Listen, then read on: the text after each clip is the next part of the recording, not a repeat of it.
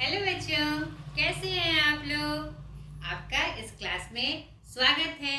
आपके क्लास प्रीता पहचान क्लासेस में नया सत्र, नए पाठ, सब कुछ नया नया। तो मैं भी नए तरीके से आपके क्लास को स्टार्ट कर रही हूँ। आज के इस क्लास में आपका जो पाठ है दिगंत भाग 2 क्लास 12 बिहार बोर्ड गद्य खंड पाठ 4 अर्धनारीश्वर, जो रामधारी सिंह दिनकर द्वारा लिखित एक निबंध है। रामधारी सिंह दिनकर जी को कौन नहीं जानता। नहीं, वे द्वितीय राष्ट्रीय कवि के नाम से भी प्रसिद्ध हैं और उनकी बातें, उनकी रचनाओं में जो उनके तथ्य होते हैं, जो निर्देश होते हैं, वह बहुत ही प्रभावशाली होते हैं। यह पाठ भी जो अर्धनारीश्वर है, अर्धनारीश्वर का मतलब होता है आधा शरीर नर का और आधा शरीर नारी का। नहीं, आखिर इस संदर्भ में वो कौन सी बातें बताना चाहते हैं, किसकी तरफ हमारा संकेत दे रहे हैं, एक महत्वपूर्ण बिंदु है। नहीं, और यह पाठ अपने आप में बहुत ही इम्पोर्टेंट है। तो ध्यान से इस पाठ को आपको समझना है। तो आज की इस क्लास में हम जानेंगे लेखक परिचय यानी रामधारी सिंह दिनकर जी का पूरा परिचय, उसके बाद पाठ परिचय पूर्ण व्याख्या के साथ, फुल एक्सप्लेनेशन कि उस पाठ में आपको कौन सी बातों की तरफ संकेत किया जा रहा है, कौन सी वो मुख्य बिंदु है जो आपको बताने की कोशिश की जा रही है। यह जो निबंध है 1952 में प्रकाशित हुआ था, इसी निबंध संग्रह से यानी अर्धनारीश्वर नाम के निबंध संग्रह से। ठीक है बेटा, एक बात फिर से वही दोहरा रही हूँ, मैं चाहती हूँ हिंदी को एक पहचान दिलाने के लिए। नहीं तो आपका मैं उम्मीद है आपसे मेरी कि इस बातों को, मेरे इस लक्ष्य को, मेरे इस पहल को मजबूती देने के लिए या बिहार के सारे बच्चों तक जो हिंदी में छूट रहे हैं या कुछ कमियां, कुछ कंफ्यूजन उनके सामने है, वह दूर हो, ये मेरी इच्छा भी है और ये हिंदी को पहचान देने की एक मेरी बहुत बड़ी चाहत है। इसलिए मैं इस प्लेटफॉर्म पर आई हूँ कि हिंदी को बच्चे इग्नोर ना करें। जो हिंदी हमारे हिंदुस्तान की पहचान है, हमारी अपनी भाषा है, उस पहचान को मिटने ना दें। ठीक है, इसके लिए मेरे चैनल को शेयर करें, सब्सक्राइब करें, लाइक करें, ताकि उन बच्चों तक भी यह वीडियो मेरा पहुँचे जो मैं चाहती हूँ कि बच्चे अच्छे से अपने पाठ को समझें। YouTube में बहुत सारे वीडियो हैं बेटा, सभी अपने अपने तर्क देते हैं, लेकिन मेरा उद्देश्य थोड़ा सा अलग बिहार के बच्चों के लिए है कि वह हिंदी को बहुत महत्व देते हुए उसमें एक अनुपम स्थान प्राप्त करें। ठीक है, चलिए स्टार्ट करते हैं लेखक परिचय से, रामधारी सिंह दिनकर जी के परिचय से। रामधारी सिंह दिनकर, इनका जन्म 23 सितंबर 1908 और इनका निधन 24 अप्रैल 1974। इनका जन्म स्थान सिमरिया बेगूसराय बिहार है। माता पिता मनरूप देवी एवं रवि सिंह, यानी पिता का नाम रवि सिंह और माता का नाम मनरूप देवी। इनकी पत्नी श्यामावती देवी। इनकी जो प्रारंभिक शिक्षा हुई गांव और उसके आसपास हुई। 1928 में मोकामा घाट रेलवे हाई स्कूल से मैट्रिक, 1932 में पटना कॉलेज से BA ऑनर्स इतिहास में इन्होंने किया। और इनके परिचय में बहुत सारी बातें यहाँ पर आपको दिखाई पड़ रही होगी, तो इसका स्क्रीनशॉट लेकर आप बी नोटेड, इसको नोट करके इसे आपको अपने स्मरण में रखना है।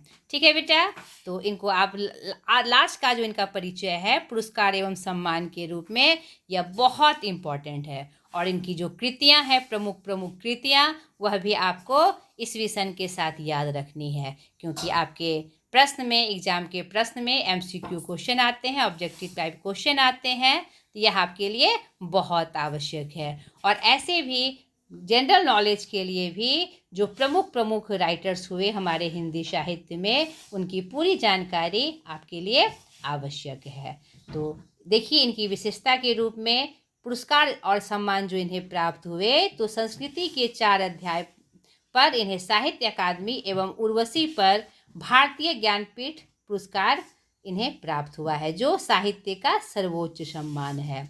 ठीक है, और ये राज्यसभा के सांसद भी थे। पद्म भूषण एवं कई अलंकरणों से इन्हें सम्मानित किया गया और राष्ट्र कवि के रूप में ये हमारे सामने हिंदी साहित्य में इन्होंने अपना परिचय प्राप्त किया। ठीक है, राष्ट्र कवि रामधारी सिंह दिनकर जितने बड़े कवि थे उतने ही समर्थ गद्यकार भी थे। उनके गद्य में जो बातें आती थी, उनकी कविता के गुण, ओज, पौरुष, प्रभावपूर्ण वाग्म्यता और रूपक धर्मिता उसी सहजता और प्रवाह के साथ मुखरित होती थी। उनकी कविता और गद्य दोनों में उनके व्यक्तित्व की एक जैसी गहरी छाप है। ठीक है, उनकी जो भाषा थी कुछ नहीं छुपाती थी, सब कुछ उजागर कर देती थी।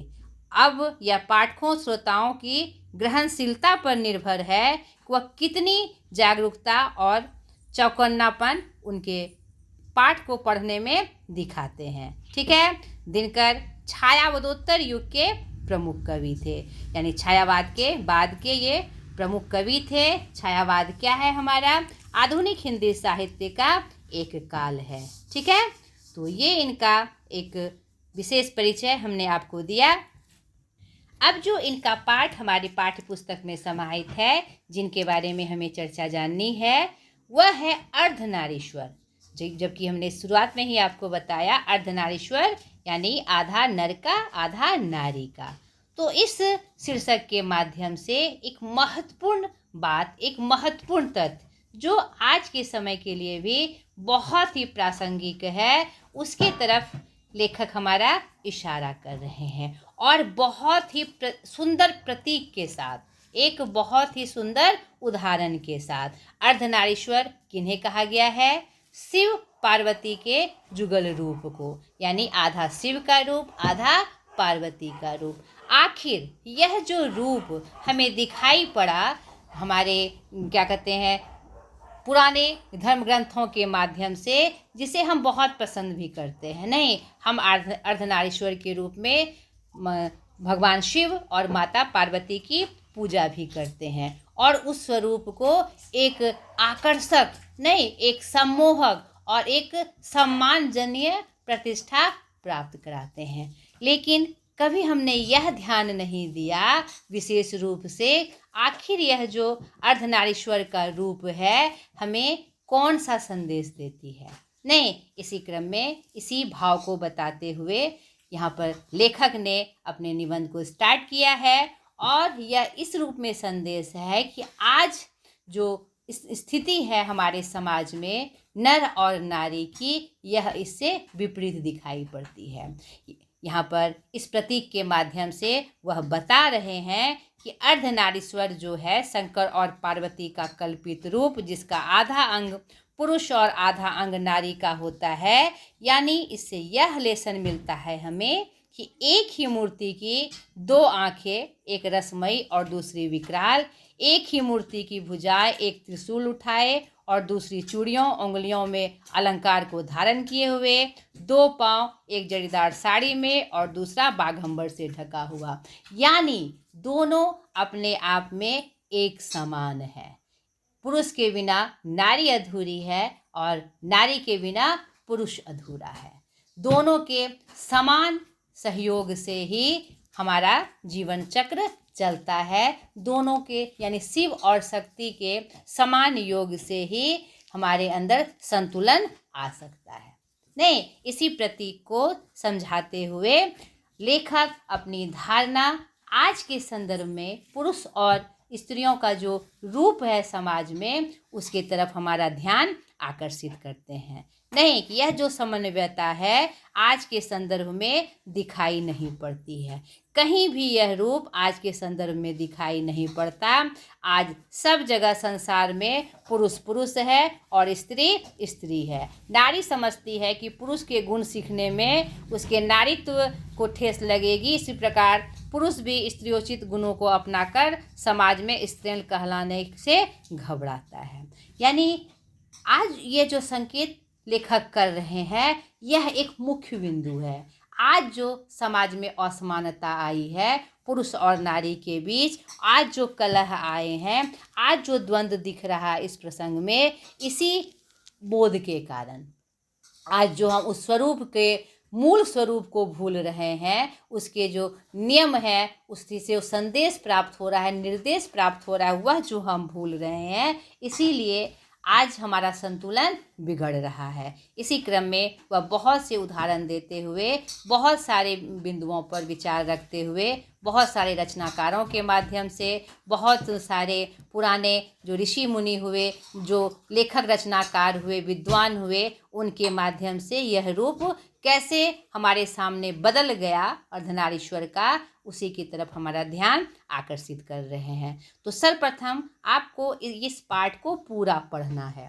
इस पाठ को पढ़ने से आपको क्या होगा, इससे संदर्भित बातें, मेन फैक्ट क्या था वो हमने आपको बताया कि इसी संदर्भ में उसको प्रतीक बनाकर, अर्धनारीश्वर के स्वरूप को प्रतीक बनाकर, आज के संदर्भ में जो पुरुष स्त्री की स्थिति समाज में है, जो कि जस्ट उसके विपरीत है, नहीं उल्टा है, और जिसके कारण समाज में असमानता और जो संतुलन बिगड़ने का स्वरूप आया है, उसका वर्णन लेखक कर रहे हैं। और इसको बताने में बहुत सारे विद्वानों का विचार यहाँ पर दिखाया गया है, उनके संदर्भ में, रामधारी सिंह दिनकर जी के मतलब रूप में। ठीक है, उन्होंने जो अपने विचार प्रकट किए हैं, आखिर ऐसा क्यों हुआ, क्यों समय के साथ सभ्य होते हुए, सभ्यता के विकास के साथ साथ हमने इसका विपरीत रूप देखा, क्या कारण हो सकता है, क्या परिस्थितियां आई हमारे सामने जो इसका स्वरूप बदल गया, जो कि वास्तविक रूप समानता का था, आज असामान्य कैसे हो गया, किस कारण से हो गया। तो बहुत सारी ऐसी परिस्थितियां आई जिसने दोनों के स्वरूप को अलग अलग कर दिया। नहीं तो देखिए, और जब इस पाठ को आप पढ़ेंगे तो उनके जो विचार हैं और जो उन्होंने जो उदाहरण स्वरूप बहुत सारे विद्वानों के विचार दिए हैं, उस उदाहरण से आपको इसको और स्पष्ट रूप से समझना है। इन्होंने ऐसा प्रमाणित किया है कि ऐसा लगता है कि गुणों का बंटवारा करते समय पुरुष ने नारी से उसकी राय नहीं पूछी और मन से उसने जहाँ चाहा नारी को बिठा दिया। यानी समयानुसार, समय के बढ़ते क्रम में जो स्वरूप बदला, इसमें दोनों का अपना अपना रोल है। पुरुष ने भी उसे अपने से दूर कर दिया और स्त्रियों ने पुरुष का इस बात का समर्थन किया किसी ना किसी रूप से, और यह दूरियां परिस्थितिवश उनके सामने आती चली गई। इसी क्रम में उन्होंने बहुत सी बातों का दिया है कि जब सभ्यता का विकास हुआ और जब हम सभ्य हुए, जब हम कृषि योग्य हो गए, जब हम कृषि करने लगे, यहीं से हमारा जो स्वरूप है नर और नारी का, उसका बदलाव शुरू हो गया। नहीं, आज अगर हम सबसे पुराने स्वरूप को देखते हैं, पुराने युग में हम पहुंचते हैं, तो वहाँ पर आपको दिखाई पड़ता है कि नर और नारी अपनी भोजन के लिए, उस समय हमारी मूलभूत आवश्यकता भोजन वस्त्र था, नहीं रहने के आवास के लिए हमारे क्या कहते हैं, जंगलों में हम रहते थे, गुफाओं में हम रहते थे। भोजन के मुख्य साधन के लिए हम देखते हैं कि नर और नारी दोनों ने समान प्रयास किए। वहाँ पर उस जमाने में जब हम असभ्य थे, सभ्यता हमारे पास नहीं थी, लेकिन उस समय हमें यह ज्ञान था कि हम दोनों समान हैं। नहीं, ज्यों ज्यों हम सभ्य होते गए और हमारा स्वरूप इस संदर्भ में बदलता चला गया। बहुत ही एकदम सुंदर तरीके से उन्होंने इस मुख्य बिंदु को हमारे सामने उकेरा है। नहीं, इसी क्रम में आगे बढ़ते हुए हम इनके निबंध में देखेंगे कि कैसे इस पराधीनता को नर ने जो नारी को अलग किया, और नारी कैसे पुरुष के पराधीन होकर अपने स्वरूप को बदलती चली गई। नहीं, इसी क्रम में आप देखेंगे, जब आप निबंध को पढ़ेंगे तो बहुत सारे उदाहरण, बहुत सारे क्या कहते हैं, विद्वानों के माध्यम से यहाँ प्रस्तुत किए गए हैं। आप बुद्ध और महावीर के ज्ञान को देख लीजिए। उन्होंने भिक्षुनी के रूप में नारियों को भी स्थान दिया, लेकिन उसके बाद जो फिर हमारा समाज सभ्य होकर आगे बढ़ता चला गया, कालांतर में वह स्वरूप भी बदल गया। नहीं, धर्म के बहुत सारे साधक और महात्मा हुए जो साधु नारियों से भय खाते थे, जिन्होंने विवाह भी किया लेकिन नारियों का तिरस्कार किया। आखिर यह स्वरूप कैसे आ गया? आगे बुद्ध महावीर के बाद जो महात्मा हुए, धर्म साधक हुए, उन्होंने मोक्ष के लिए नारी का कोई भी रोल, कोई भी भूमिका नहीं रखी। नहीं, आगे कबीर साहब, कबीर जी का उन्होंने उदाहरण दिया है कि कैसे नारी जो हम कहूँ करी तब न किया विचार, जब हानि तब परिहरी नारी महाविकार। यानी जैसा हमने चाहा उस नाम से नारी को संबोधित किया। नहीं, नारी कभी हमारे लिए विशेष महत्व नहीं रखती थी, यानी जिस रूप में हमने चाहा उसी रूप में उसे प्रस्तुत किया। उसमें कभी हमने बहुत सारे उच्चता दिखाई और कभी बहुत सारे हमने विकार दिखा दिए। नारियों की यह अवहेलना हमारे अपने काल तक भी पहुंची। नहीं, बर्नार्ड शॉ ने नारी के और नर को अहेर माना है, यानी नर शिकारी है और नारी क्या है, मतलब कि शिकार में क्या की हुई, उसके द्वारा शिकार की हुई वस्तु। आगे रविन्द्रनाथ टैगोर, जयशंकर प्रसाद और प्रेमचंद की भावनाओं के विचारों का भी उन्होंने आलोचना के रूप में वर्णन किया है। यहाँ पर आप यह बिल्कुल नहीं समझिएगा कि उन्होंने विरोध किया है।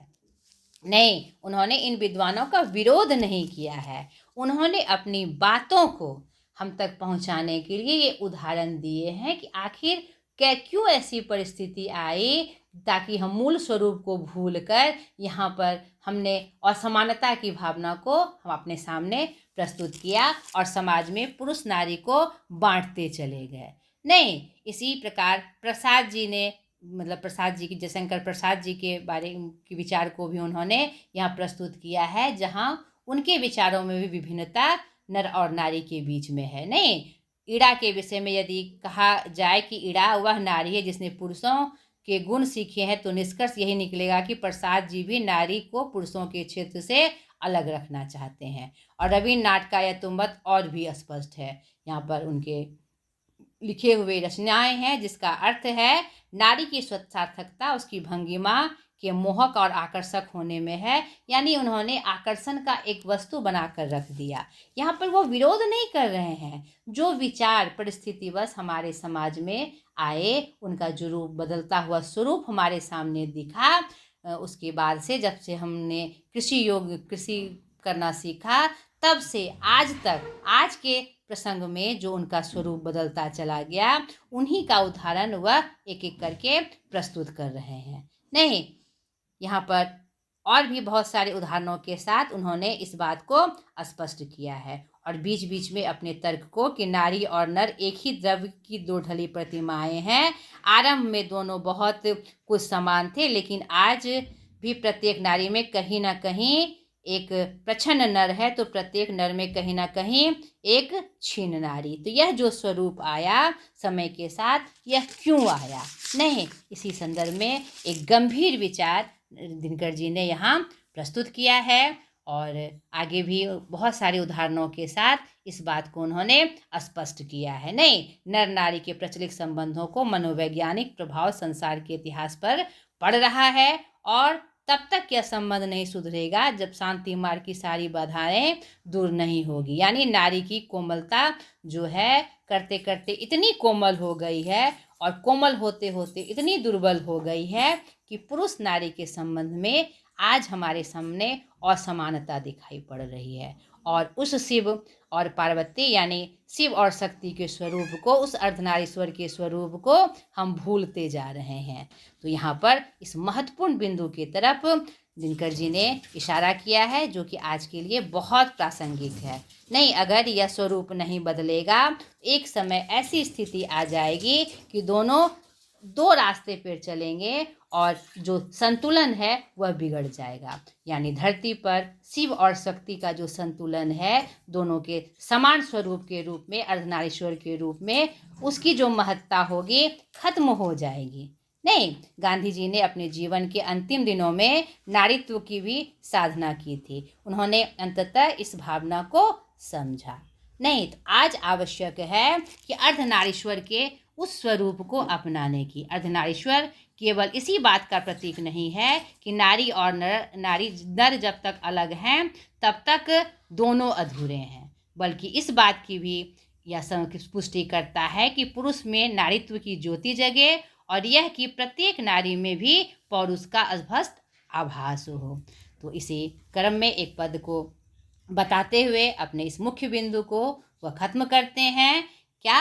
मही मांगती प्राण प्राण में सजी कुसुम की क्यारी, स्वप्न स्वप्न में गूंज सत्य की, पुरुष पुरुष में नारी। यानी कि दोनों के समान भाव से ही संतुलन बना रहेगा, दोनों को समान स्थान मिलने से ही हमारा समाज एक स्वच्छ रूप में, एक सुंदर रूप में आगे बढ़ पाएगा। उनकी ये बातें बहुत ही प्रासंगिक है, आज के संदर्भ में बहुत ही इसका इम्पोर्टेंट है।